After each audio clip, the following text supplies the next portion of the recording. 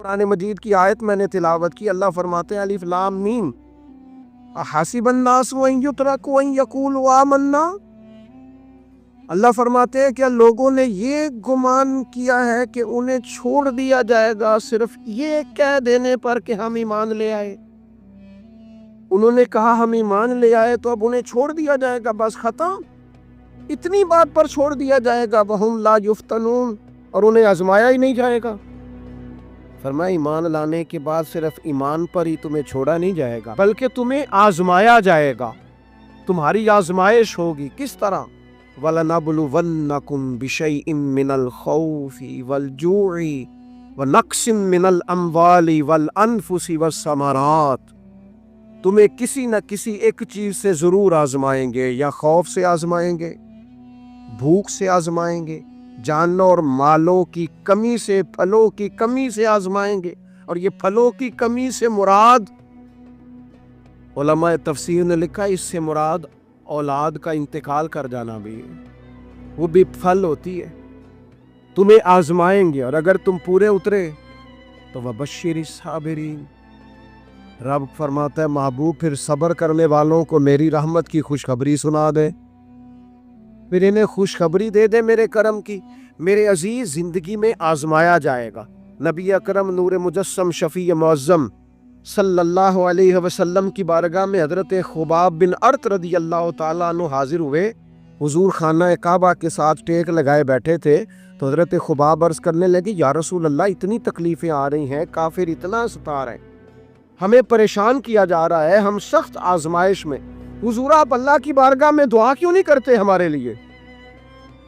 تو نبی پاک علیہ السلام فرمانے لگے تم سے پہلے لوگوں کا حال پتہ کیا تھا؟ یہ صحیح حدیث بخاری میں موجود ہے۔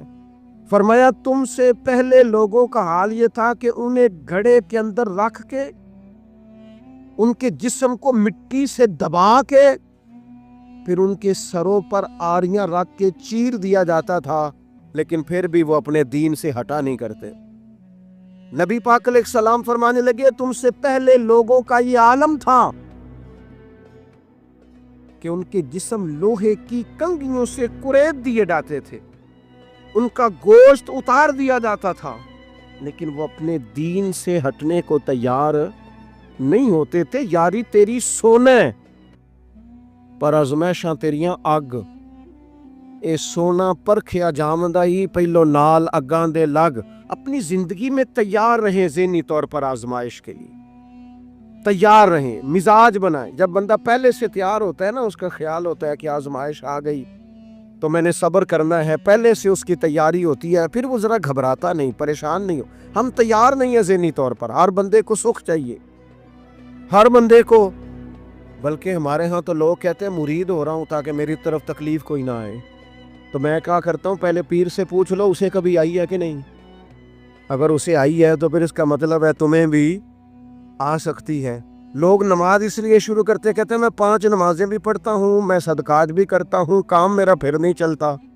تو میں کہتا ہوں تمہیں پتہ ہی نہیں، نمازی کے لیے تو آزمائش ہے، جتنا جتنا ایمان کامل اتنی اتنی آزمائش بھی زیادہ۔ اور یہ میں اپنے پاس سے نہیں کہہ رہا، حضرت ابو سعید خدری رضی اللہ تعالیٰ عنہ فرماتے ہیں میں نبی پاک علیہ الصلوۃ والسلام کی خدمت میں حاضر ہوا اور حضور کے دست مبارک کو چومنے کے لیے میں نے اپنے ہاتھ جب آگے کیے تو تپش تھی، تیز بخار تھا نبی پاک کو۔ تو حضرت ابو سعید خدری رضی اللہ تعالیٰ عنہ ارشاد فرماتے ہیں کہ میں نے، یہ سنن ابن ماجہ میں موجود ہے، فرماتے میں نے عرض کیا یا رسول اللہ صلی اللہ علیہ وسلم اتنا تیز بخار؟ حضور فرمانے لگے ہم پر جو آزمائشیں آتی ہیں نا انبیاء پر، وہ عام لوگوں سے دگنا آتی ہیں، یہ تو لاڈلے ہیں، یہ تو محبوب ہیں اللہ کے۔ فرمایا عام لوگوں سے دگنی آزمائش آتی ہے، لیکن فرمایا ہمارا رب بڑا کریم ہے، ہمیں اجر بھی ڈبل ہی عطا کرتا ہے، ہمیں اجر بھی ڈبل ہی عطا کرتا ہے۔ تو حضرت ابو سعید خدری کہتے موقع اچھا تھا، میں نے ایک سوال بھی کر دیا، میں نے کہا یا رسول اللہ صلی اللہ علیہ وسلم بتائیے نا بھلا دنیا میں زیادہ آزمائشیں کن کو آتی ہیں؟ تو حضور فرمانے لگے سب سے زیادہ آزمائشیں اللہ کے انبیاء کو آتی ہیں، نبیوں کو آتی۔ حضور اس کے بعد فرمایا اس کے بعد جو ان کے زیادہ قریب ہوتا ہے اسے آتی ہوں۔ لوگ کیا سمجھیں گے امام حسن کی آزمائش کو؟ لوگ کیسے سمجھیں گے سیدنا امام حسین کی آزمائش؟ فرمایا جو ان کے زیادہ قریب ہوتا ہے اسے زیادہ آزمائش آتی ہے۔ تو حضور کے سب سے قریب تو امام حسن ہے نا، امام حسین ہے نا، تو کیا سمجھتا ہے قربت بس نسبت کے اظہار کا نام ہے اور بڑے لطف کے ساتھ زندگی گزارنے کا نام ہے؟ تو نبی پاک علیہ الصلوۃ والسلام نے فرمایا بات بڑی مزے کی ہے، فرمایا پھر اللہ کے بعض بندے تو ایسے ہوتے ہیں جنہیں اللہ فقر میں مبتلا کر دیتا ہے، فرمایا ان کے پاس صرف ایک چادر رہ جاتی ہے، اتنا فقر ان کے پاس آتا ہے، لیکن جو حدیث کے آخری لفظ ہے نا وہ وجد والے ہیں، وہ وجد والے ہیں، وہ سرور والے ہیں۔ ہمارا یہ مزاج ہوتا ہے کہ میٹھا میٹھا کھا جاؤ اور ذرا کڑوا آ جائے تو سویرے بھی رو شام بھی رو، حال ہی کوئی نہیں، غریبی بڑی، پریشانی بڑی، حضرت صاحب گھر سے بیماری جاتی نہیں۔ او جناب کیا بتائیں، بعض لوگ تو ایسے ہیں جن کی بات سن کے لگتا ہے زندگی میں کبھی سوئی ہی نہیں، اتنے بڑے بڑے دکھ سناتے ہیں۔ او خدا کی رحمت کا بھی تو ذکر کرنا، خدا نے جو تیرے اوپر انعامات کیے ان کا بھی تو ذکر کرنا، ان کا تذکرہ ہی نہیں کر رہا میرا بھائی۔ نبی پاک علیہ السلام نے فرمایا ان لوگوں پر دکھ آتے ہیں پر قربان ہونے کو جی چاہتا ہے ان لفظوں پر۔ حضور فرمانے لگے وہ رب کی طرف سے آنے والے دکھ پر بھی اس طرح راضی ہوتے ہیں جس طرح تم میں سے کوئی راحت ملنے پر راضی ہوتا ہے، سکون والی چیز ملنے پر جس طرح تم راضی ہوتے ہو اس طرح وہ دکھوں پر بھی راضی ہوتے ہیں۔ دکھ قبول محمد بخشا، دکھ قبول محمد بخشا، پر ایک شرط لگائی چھوٹی سی میاں صاحب نے، انہوں نے کہا 100 دفعہ قبول ہے، دکھ 100 دفعہ قبول، دکھ قبول محمد بخشا پر راضی رہن پیارے، یہ شرط یہ ہے کہ تو راضی رہ، تو راضی رہ، دکھ قبول محمد بخشا، راضی رہن پیارے۔ اور حضرت سلطان صاحب کہنے لگے ایسا کیتی ہے جان حوالے رب دے، ایسا عشق کمایا ہے اسی مرن تو پہلو ہی مر گیا، باہو تا مطلب نو پایا، ہم نے تو پہلے سے ہی نتیجہ نکال دیا۔ تو سکون ڈھونڈنے نکلا ہے، تو چاہتا ہے زندگی میں آرام مل جائے، کائنات میں سب سے زیادہ پیار اللہ کا اپنے محبوب کے ساتھ، لیکن دیکھ لو نا پیدائش سے پہلے ہی حضور کے والد چلے گئے، 4 سال یا 6 سال کی عمر میں والدہ گئیں، 8 سال کی عمر تھی محبوب کے دادا کا جنازہ اٹھا تو محبوب پیچھے پیچھے جنازے کے جا رہے، پھر وقت آیا جب تبلیغ دین کا تو دنیا کا کون سا دکھ اور کون سی تکلیف اور کون سی اذیت ہے جو حضور کو نہیں دی گئی، لیکن کریم ہر وقت کہتے ہیں افلا اکون عبدا شکورا، میں رب کا شکر گزار بندہ نہ بنوں۔ ہر مقام پر کبھی بدر کبھی احد اور ہر طرح کی تکلیف، ہر طرح کی تکلیف، کبھی بیٹیوں کا دکھ، کبھی سیدہ عائشہ صدیقہ کے بارے میں منافقوں کی نازیبہ گفتگو، سارے دکھ محبوب کی حیات پاک میں رہے، کریم نے ان دکھوں کو برداشت کیا۔ پھر آپ دیکھ لیں دور حضرت صدیق اکبر کا آیا تو حضرت ابوبکر صدیق اس امت میں نبیوں کے بعد سب سے بڑا درجہ رکھتے ہیں، لیکن کوئی زندگی اس طرح کی تو نہیں کہ بڑے 2.25 سال بڑے آرام سے حکومت کی ہو۔ منکرین زکوٰۃ سے لڑنا پڑا حضرت ابوبکر صدیق کو، آزمائش تھی، لوگ منکر ہو گئے زکوٰۃ کی، حضرت صدیق اکبر لڑے، ختم نبوت کے تحفظ کے لیے لشکر تیار کیے، بہت سارے مسائل کا سامنا کرنا پڑا، صبح دن راتیں جناب ابوبکر نے مشقت کر کے خلافت اسلامیہ کو مضبوط کیا۔ دور حضرت عمر کا آیا، ساری دنیا مدینہ منورہ میں اندر سے دروازے بند کر کے سخت گرمی میں سوتی ہے، اور جناب عثمان غنی کہتے ہیں کہ میں نے فاروق اعظم کو 60 سال کی عمر میں دیکھا کہ مال غنیمت کے 2 اونٹ دوڑ گئے تو عمر بھاگے جا رہے ہیں، ان اونٹوں کو لے کے آ رہے ہیں، اور میں کہتا ہوں جناب آپ آرام کرتے، ساری دنیا سو رہی ہے، فرمایا سویا کرتا تھا کبھی خلیفہ بننے سے پہلے۔ عمر کسی غلام کو کہہ دیتے، تو چونکہ پیار تھا نا، یارانہ تھا نا، حضرت عثمان بڑی محبت سے کہتے ہیں امیر المومنین کسی غلام سے کہتے ہیں اگر مال غنیمت کے اونٹ چلے گئے تھے تو لے آتا. تو حضرت عثمان کے کندھے پہ ہاتھ رکھ کے جناب عمر رو پڑے. کہنے لگے یار یہ حضور کے دین کی امانت بڑی ذمہ داری ہے. لے او سجنا اسا توڑ نبھائی اسا جان بھی دتی تیرا تیرے. یہ بڑی ڈیوٹی ہے, یہ بڑی ذمہ داری ہے. میں کیسے غلام کو بھیج دیتا؟ مسلمانوں کا مال ہے, جب ڈیوٹی میری ہے تو کیسے کسی کو بھیجتا؟ یہ آزمائش ہے, یہ دکھ ہے. 22-24 لاکھ مربع میل کے حکمران حضرت عثمان غنی, ان کا دور آ گیا.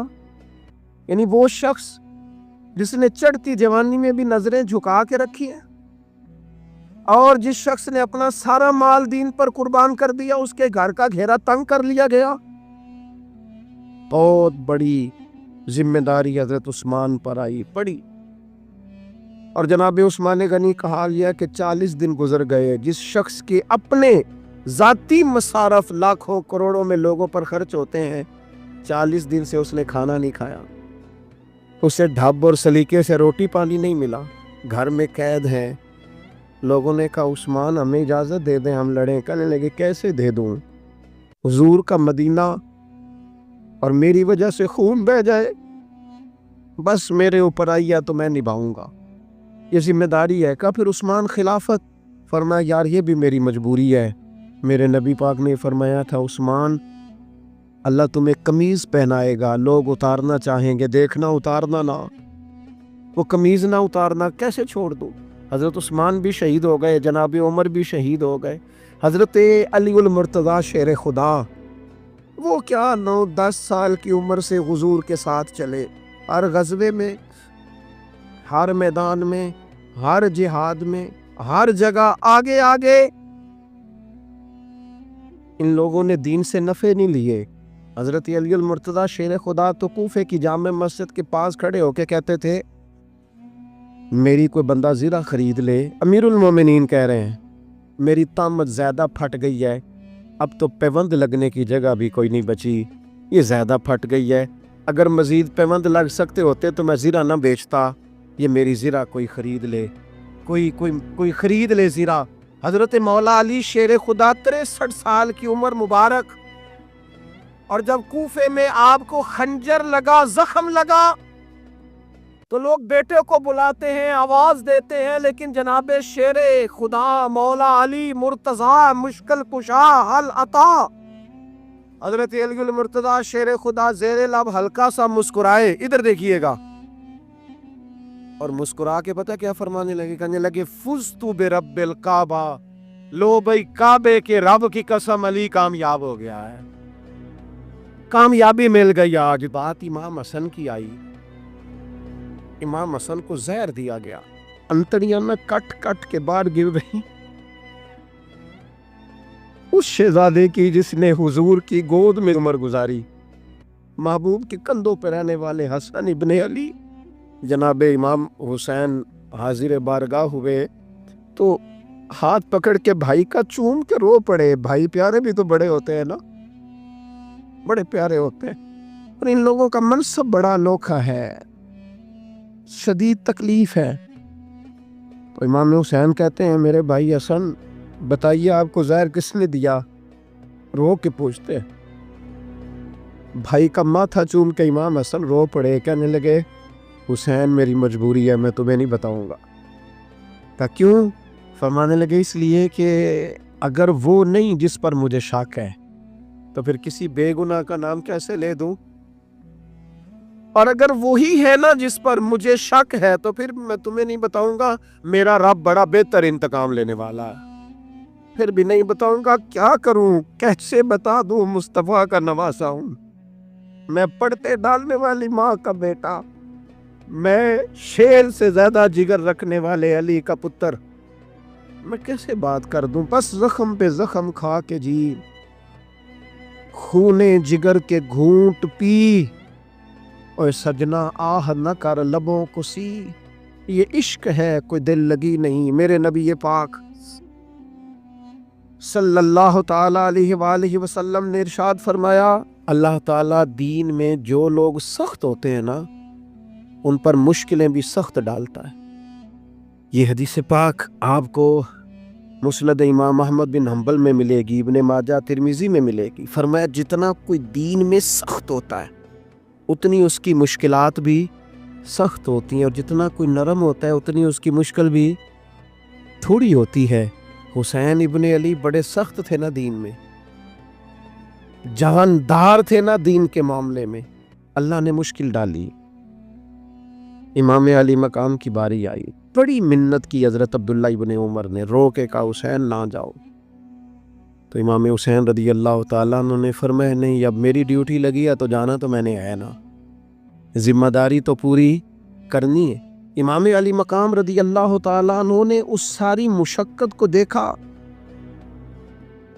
گھر چھوڑنا بڑا مشکل کام ہے، گھر چھوڑنا، جہاں انسان رہا ہوتا ہے نا والدین کے ساتھ، جہاں وقت گزارا ہوتا ہے، کبھی بندہ بوڑھا بھی ہو جائے تو خوابیں اپنے پرانے مکان کی آتی ہے۔ خواب بھی کبھی آئے نا تو وہیں گھومتا انسان اپنے آپ کو پاتا ہے۔ لیکن امام حسین نے کہا کہ بس اب وقت آیا ہے تو اب یہ چھوڑنا ہے۔ ہم نا قربانی دیے بغیر پاس ہونا چاہتے ہیں، ہم کوئی مشقت سہے بغیر نمبر لینا چاہتے ہیں، ہم کوئی کام کیے بغیر رتبہ پانا چاہتے ہیں۔ ایسا ہوتا نہیں نا، یہ ممکن نہیں۔ آپ تاریخ پڑھیں نا انبیاء کی، حضرت نوح علیہ السلام نے 950 سال محنت کی ہے، اور میں سورہ ہود دیکھتا ہوں تو میں وہ انداز دیکھتا ہوں جس طرح کفر ان سے بات کرتا تھا۔ بڑی جدوجہد کی حضرت نوح نے، لیکن پتہ ہے دکھ اس سے بڑا کیا دیکھا؟ اپنا بیٹا ہی کافر ہو گیا۔ مالک امتحان ڈالتا ہے تو بڑے بڑے، اور حضرت نوح نے اپنے بیٹے کو ڈوبتے دیکھا، کہا مالک میرا بیٹا، فرمایا نہیں یہ تیرا ہے ہی نہیں، تیرے طریقے پر نہیں تو تیرا کیسے ہوگا؟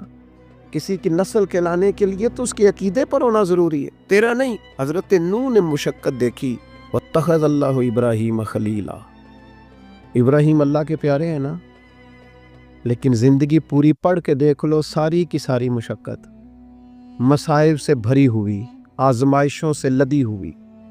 کبھی انہیں قوم آگ میں ڈالتی ہے، اور کبھی 86 سال عمر ہو گئی تو اولاد کوئی نہیں، اور دعا مانگ کے رب بیٹا وہ دیتا ہے جس کی پیشانی میں نور محمدی چمکتا ہے۔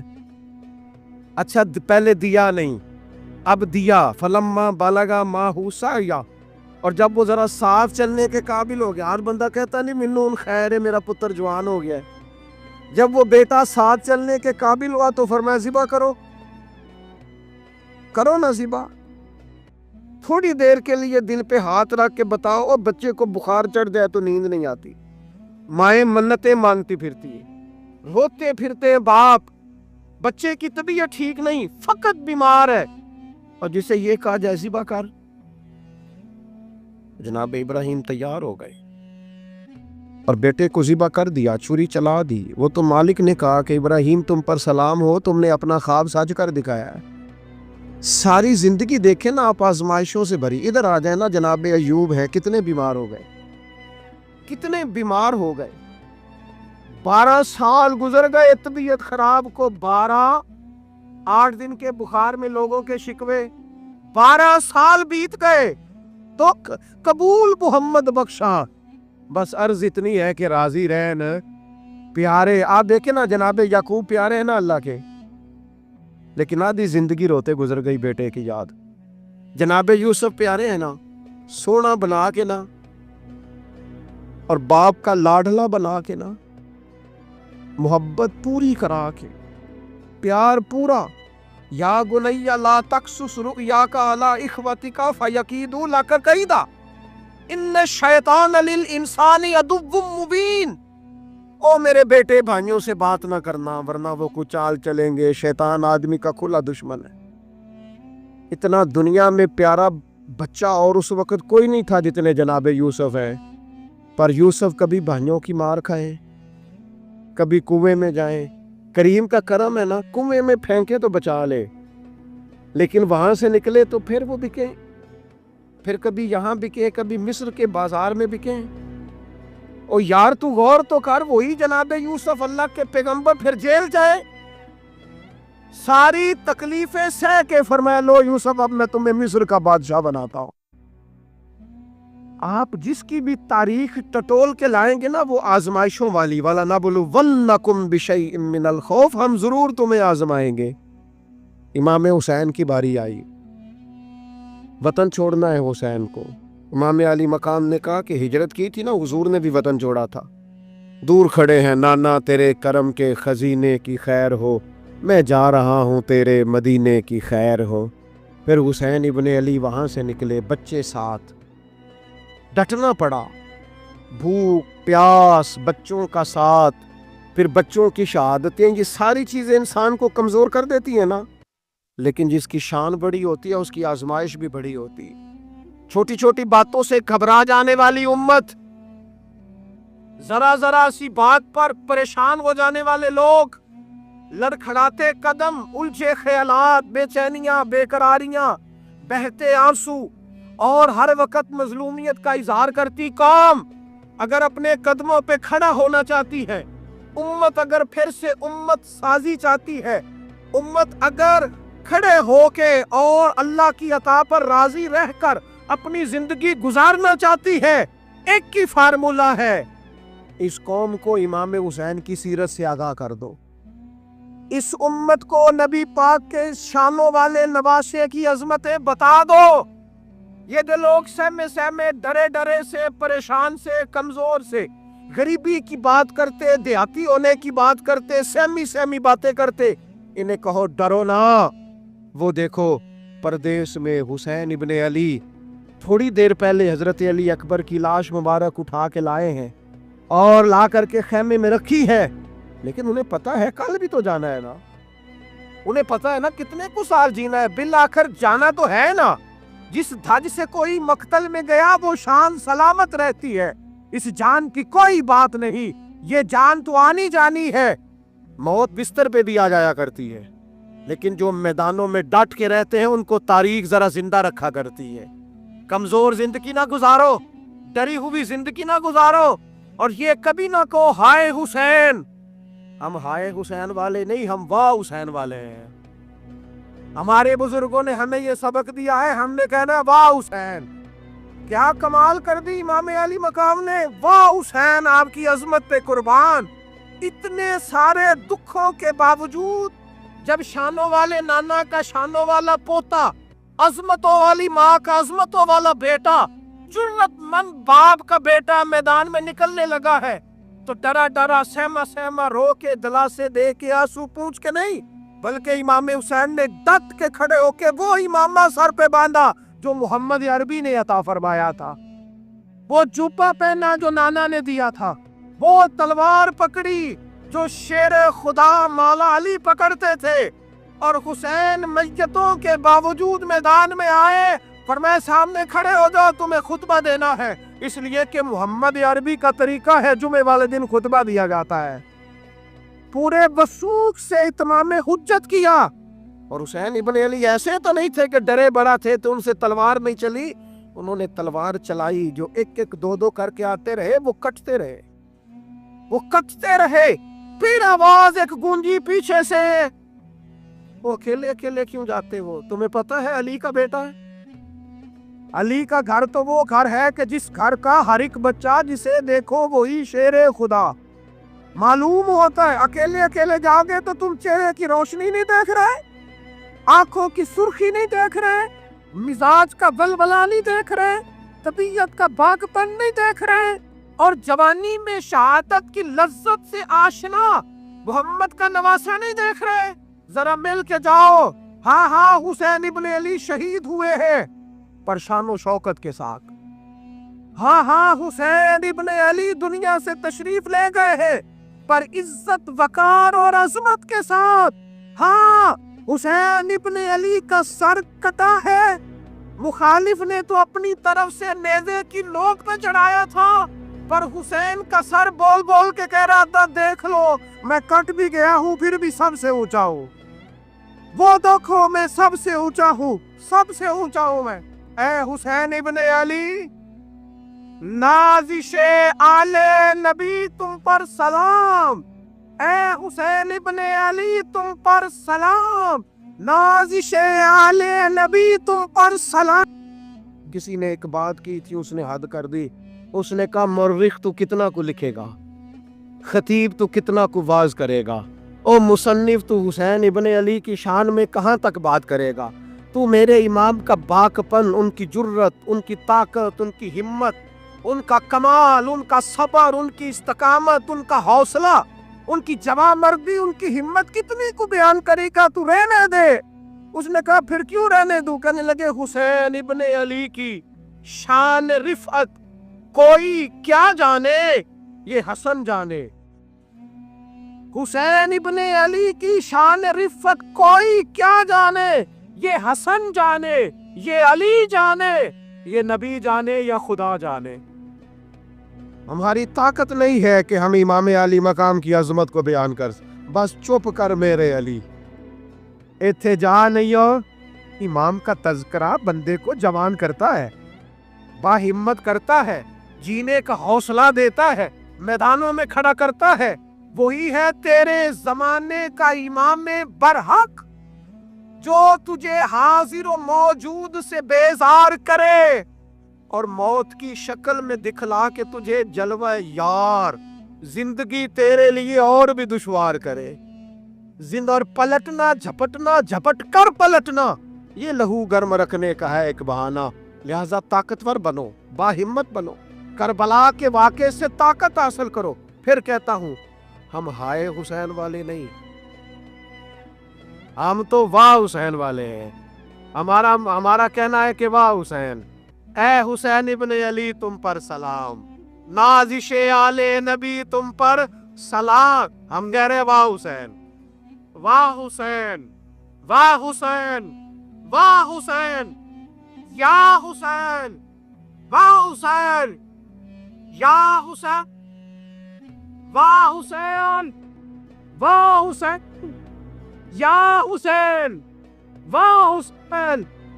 اپنے مزاج میں طاقت پیدا کرو، اپنے بچوں کو یہ قوت ارادی، قوت فیصلہ آنے والی نسل کو منتقل کریں، یہ ہمت، جذبہ، اور بالخصوص ماؤں، بہنوں، بیٹیوں کو بتائیں کہ رو کے نہ جیو، اس طرح جیو جس طرح حسین ابن علی کی بہن نے جی کے دکھایا۔